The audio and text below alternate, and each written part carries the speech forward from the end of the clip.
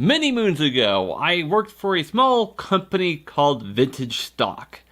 Among some of the items that they had was this Duel Master's Guide DVD from 2003. I've had a passing interest in this item for quite some time. I was there on Monday since my current job, got snowed in, and I saw the DVD and decided to just watch it on YouTube instead of buying it for the meme. The DVD is broken up into 7 chapters. The first chapter pretty much just explains how a match works and how you win a match, and alternative winning conditions like Exodia, which I think was the only alternative winning condition for the time, except for maybe deck out. Fun fact, if both players draw all 5 pieces of Exodia at the same time, it results in a draw.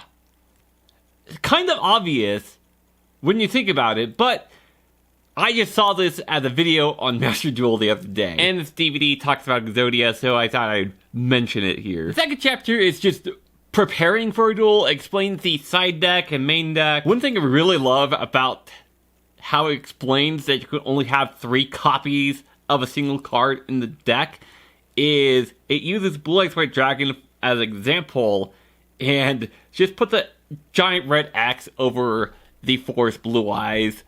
You know, very nice touch there. And look at the sweet prize I won.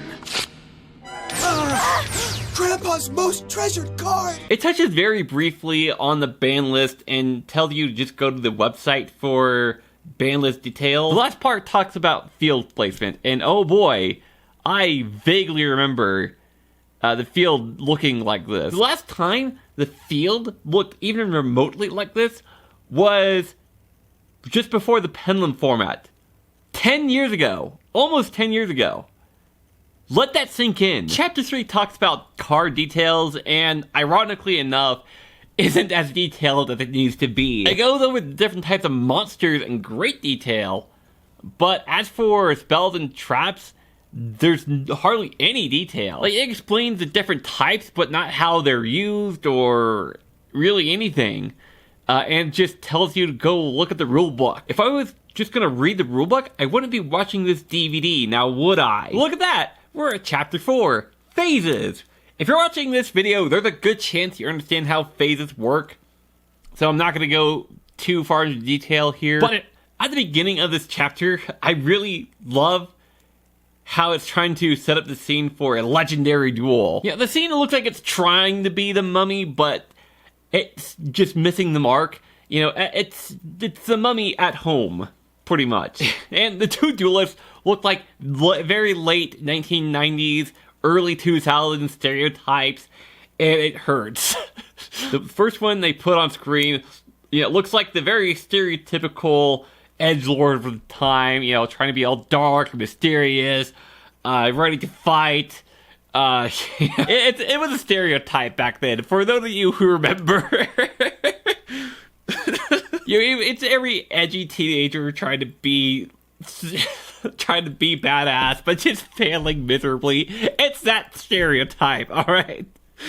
It's so bad. The second duelist they show, it looks like your generic protagonist, straight out of a direct-to-DVD Disney movie. There's nothing there in his eyes except maybe a glint of hope of something. Like, it's trying to be something, but just missing the mark. Late 1990s and early 2000 vibes is very much prevalent in this DVD. Speaking of edge, one thing I haven't mentioned yet is the music. The music is hyper generic, family and royalty-free friendly, but still trying to be edgy.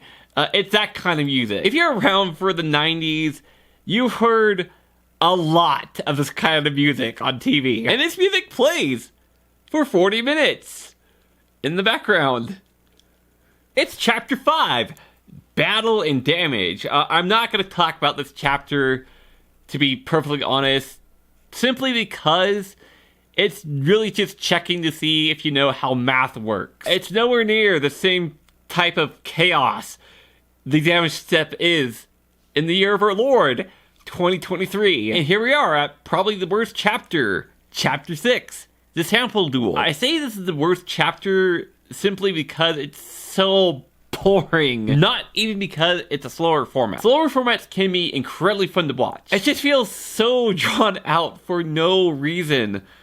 Like, to be fair, the reason why they probably drew it out for so long is so that the watchers can understand how to actually play, you know, just on a basic level. But I think there could have been a better way to do it. It just seems so bad. The part I love about this chapter, though, is at the end, it asks what I would have done different in this duel. For starters, I would have used that remove trap to remove that set mirror force. That was the only card on the opponent's side of the field. So, fun fact, remove trap is so much worse than what any of us remember, and that it only removes face-up trap cards. Yeah, I was looking up card images and realized that, so they couldn't do anything about that. And it was a set reinforcement, not a mirror force. Not that it matters. I think Chapter 7 is my favorite chapter, simply because it goes over some strategies from back then. And honestly, a couple of the combos that they go over is still kind of relevant to this day. For example, Regeki and Monster Reborn. Now, this combo isn't really that relevant today because not every deck is running Monster Reborn like they did back then, and I don't know how many decks are playing Regeki right now. But the idea behind it is basically clear your opponent's board and then revive one of their monsters so that you can use it. They also talk about Change of Heart and a monster that requires tributing. Change of Heart is only at 1, and not many decks are tribute summoning these days. But we do have Triple Tactics Talent and the entire extra deck that we can use for link monsters, so that we can link away our opponent's monsters. So some of the ideas presented in this DVD are still kind of relevant to this day.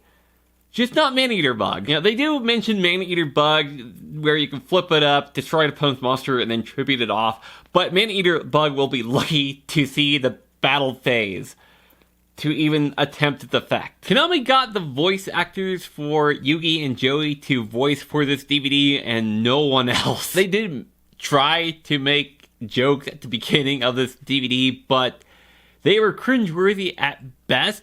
But what can you expect for 2003? And the formatting seems to be mismatched. Like, they want to try to appeal to the kids that are trying to get into the game by having Joey and Yugi voicing it. But the presentation is almost too formal for kids. They knew that a good chunk of their audience and the people playing the game were going to be people who were teenagers and early adults, maybe. So they settled for this kind of in-between, and it just doesn't work for anyone. Yeah, it's just a bit too boring and long and just not good. This DVD was sold in a box called the Duel Master's Guide, where it was sold with the starter decks Kaiba and Yugi, and one promotional card of Dark Paladin. A similar set was released a year later in Korea, and Japan eventually got their own copy in the GX era. I mean, it's kind of an interesting retrospective to look back on how they tried to communicate how to play their game to both kids and adults alike, but they just couldn't figure out the formatting. They went for this really weird in-between, like I said.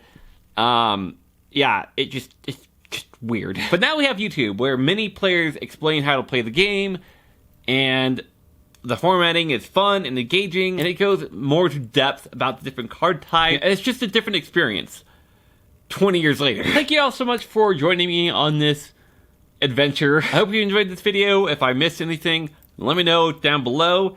And while you're down there, subscribe to the channel. My name is Vincent, and I am the Race Duelist. Goodbye.